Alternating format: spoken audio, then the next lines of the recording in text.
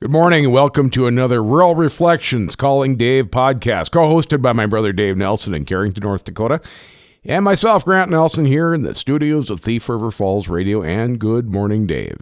Good morning. How was your weekend shaping up so far? Well, I'm not sure what I'm going to do today. I didn't do much yesterday, a little bit outside, but I think it's going to involve something inside today, the way it feels. It's supposed to be somewhere near high 90s today, or I don't know, yesterday it was supposed to be low 90s and got into the higher 90s. So maybe we'll hit 100 today out here. I don't know. Yesterday I worked like a crazy person until about 1:30 or 2 or somewhere in there, and then that was it. I cut ties and went back inside and took a cold shower and cooled off the rest of the day because hot weather and I don't do real well together. But I spent most of my day yesterday trying to manage our population of mosquitoes, put up another bug zapper and put up some tubes that hold some magical liquid that's supposed to make mosquitoes blow up. So we'll see how it all goes. Well, that sounds like a good stuff. I've never heard of that stuff that makes them blow up before, but anything that gets rid of a mosquito is fine with me.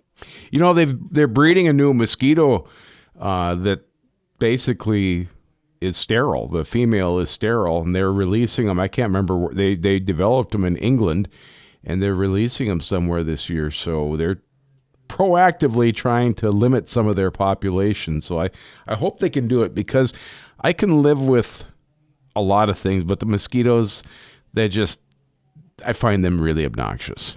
Yeah, the dairy out here has a very good bug reduction program. You know, they have some sort of a wasp that pretty much eliminates the flies entirely out there. Yep. And then the mosquitoes, they do some other work with that too, and I'm not sure what it is, but man, you can walk through those barns pretty much any time during the day, and there's not a bug anywhere around. Yeah, we have fly predators, so we put them out where the cattle are and up by the barn, and they're fine. They kill off flies. We don't have hardly anything. I put my fly trap out yesterday for horse flies and that sort of thing, and I checked it this morning, and of course, all I had in there were my fly predators, so I'm going to have to release them when I get home. So I don't know. Maybe I'll put that away. It's kind of defeats the purpose, you know. Oh, so do you have any murder hornets in there yet? No. I don't think we're going to get those. I did a story on them last week too, and it sounds like they got the nest of them, and they probably never get this far east anyway because the winters are too hard on them. They like a more temperate climate. Yeah, that's what I heard that too. But we just got moose flies. You ever get a moose fly up there? No, what does that look like? Well, they were a big fly, you know, and I mean you could hear them coming from 20 feet away. They were quite loud when they flew. But used to have a lot of them when I was around home. Let me ask you about the weather out there. We're pretty good up here for moisture right now, pretty good. But I know you're a little bit dry out and around the Carrington area. Yeah, if you look at the drought maps and so on, we're right on the edge of fairly severe drought, and the area here in east is better, but we're going to be tested pretty heavy this week by the weather. We need rain pretty bad here.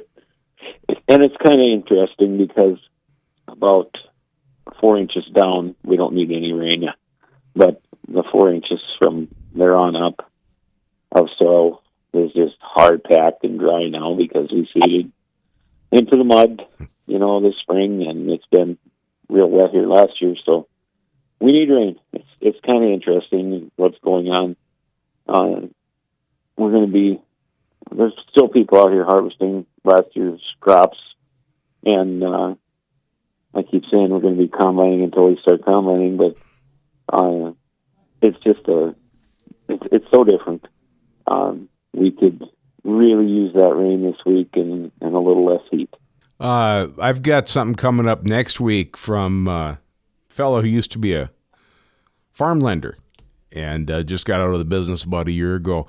We're going to talk about some of the different changes coming up in farming. I think it'll be interesting to hear if he's seen anything like this. Well, actually, I talked to him a little bit this week, and he said, "Yeah, this is the weirdest set of circumstances I've ever seen." So this is pretty much unprecedented, I think.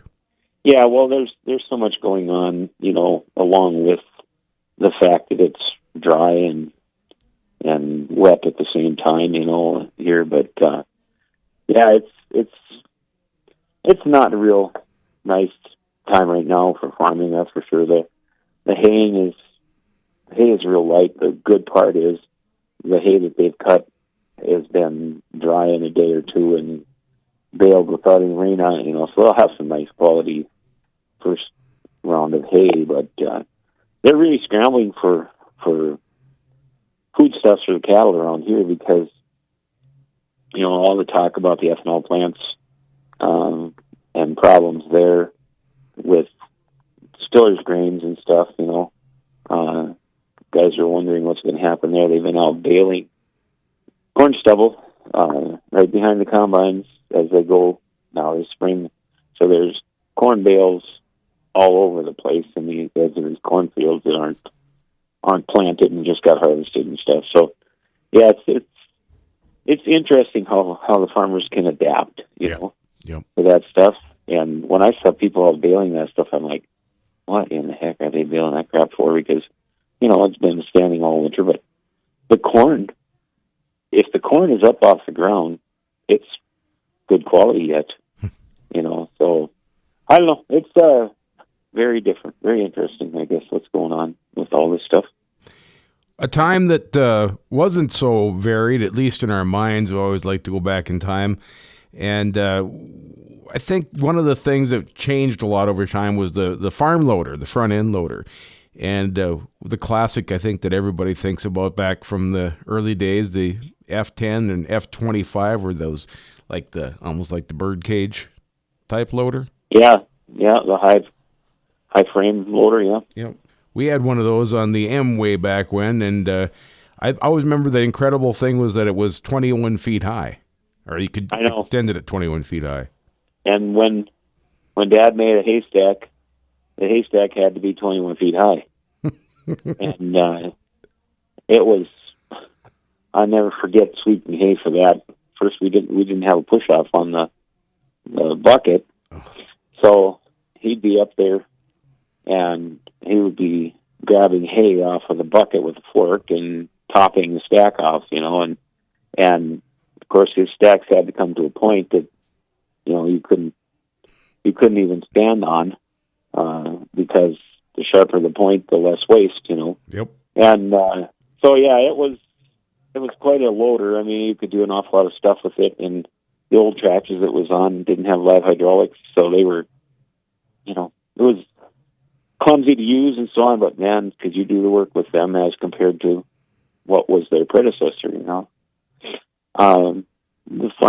That old farmhand loader got some bad press, with accidents and stuff from the type that had the framework over the top of them. But most of those things could have been prevented with some better maintenance, and stuff, watching for bolts breaking and stuff like that. But they could do a tremendous amount of work, probably more work than they should have been able to. And I guess that still continues today with loaders. Now you put a loader in the front of a MFG tractor and you can carry 4,000 pounds of bales around in one, so if there was room for 3 bales wide, well, they'd have 3 bales wide in there and have 6,000 pounds in the bucket, But the loader does more work probably than the tractor can stand in a lot of cases. Yeah, the amount of weight that a front end loader will carry now would have been a shocking amount of weight to put on a 3-point, even probably 20 years ago. Always amazed by that.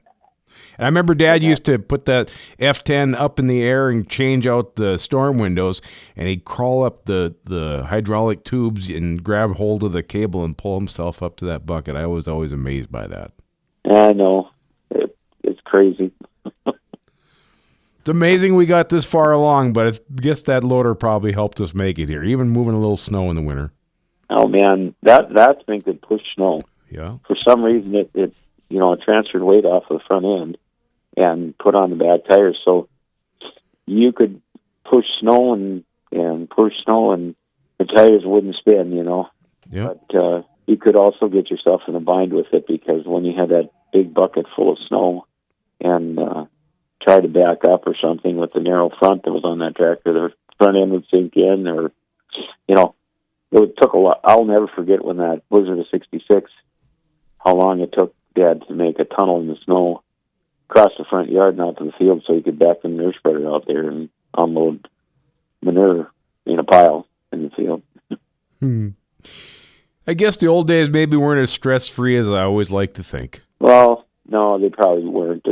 But, you know, it's funny right now. We know so much about what's going on, you know. When I was a kid, we didn't know what was going on in Argyle, you know. Yep. And now you know what's going on all over the world, you know. So It's the truth. Maybe a little bit too much sometimes. You got anything else for us this week, Dave? no, I guess just make sure everybody stays hydrated, because it's going to be a hot one this week. Good advice. Thanks a lot. We'll talk to you next week. All right, see you, Grant. Yep. There he is, my brother Dave Nelson and Carrington co-host, along with myself, Grant Nelson, here at Thief River Falls Radio of Rural Reflections, Calling Dave.